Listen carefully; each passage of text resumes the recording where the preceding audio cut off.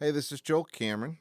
In this video, I'm going to begin actually processing these drums in a more overt and obvious fashion. Up to now, the processing that I've done has really only been to isolate and get some individual control over each of these signals and minimize the bleed so that as I process them, I'm not also processing the bleed and creating more problems for myself. Also, by isolating them first, a lot of times if the drums are well recorded, depending upon the context of the music, you might not necessarily need to do a lot of processing. And normally, in this situation, the drums are not processed yet to tape. Normally, I would process them, and most people, I think, probably do compress and EQ when they're tracking drums. For the sake of this set of videos, I did not do that, so I kind of show you more or less what I do generally. But a lot of this would be done in tracking.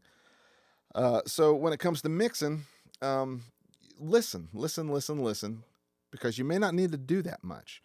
Because these are pretty much unaffected and unprocessed at this point, I am going to do some things to clean them up. But let's just listen first with the isolation that I've got on the individual tracks. Let's just see what the kit sounds like.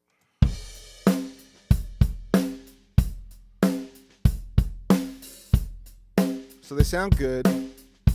It's unhyped. Everything's clean and clear.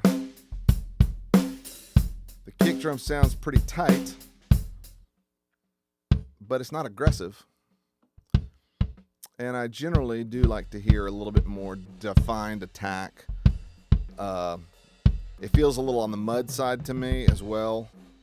This external mic, which I love, is a little overwhelming. I don't really want to pull it down necessarily. It's not a level thing. There's a frequency thing going on. So I'm gonna use a little EQ. And before I do, I just want to make one quick mention about my approach to EQ in general, and an approach that I think is really pretty valid, and I think it's worth investigating. I really want to promote it, and it's called subtractive EQ. Subtractive meaning you are subtracting frequencies from your signals rather than adding. I think younger engineers will often add what they want to hear. They'll listen to a kick drum and go, "Oh, that sounds cool, man. I want to put some attack on that." And they'll throw a big wad of, 5, 6, 7K on it or something to get it to really snap. And yet when I listen to that, to me, yeah, it could probably use some attack on the internal mic.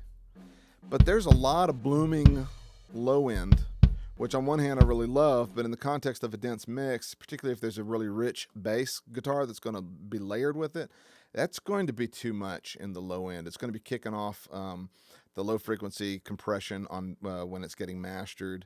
It's going to be kicking off limiters at radio stations. It's just going to be too much. And the kick drums really need to marry well with the bass in a mix and give it articulation, give the rhythm articulation, and have the two complement one another. So I am going to filter this, but basically I've written a blog. On my blog, I've written an entry on equalization, and you can find that actually at my blog at joelsmixup.blogspot.com.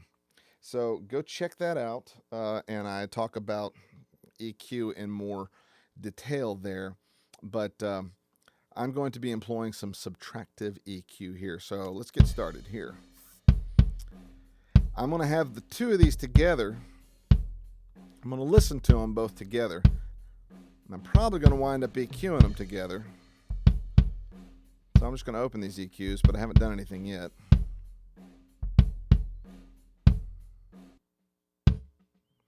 Okay, there's not a whole lot of low in that. Okay, the low is the offending thing to me, the low mid. So I'm going to go over to the kick out, which definitely has more. And I'm just going to do one band at a time. I'm going to turn off these bands. And I'm going to pull down, 3-ish dB or so. And just start kind of sweeping a little bit. There we go. Now I'm too low.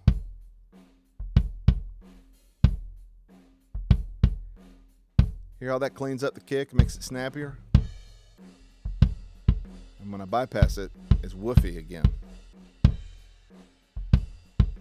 I like that. I could maybe narrow the Q a little bit. You can always narrow and really cut steeply to make sure that you're in the right neighborhood when you're sweeping.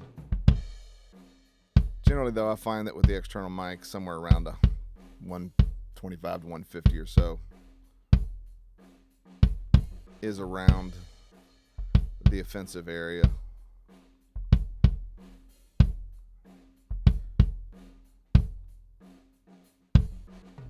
Okay, that's cool.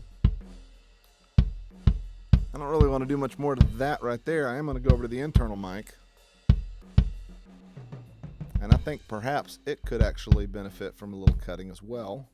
It still feels a little over the top, but I like the bloom of the outside mic. So I'm going to cut a little and sweep. Ooh. That's not bad. Narrow that bandwidth a little bit. See, it doesn't take much. I mean, what am I doing here? 3.5-ish? Okay, now I'm going to bypass both of these together. I want you to listen to the difference. It's with no EQ.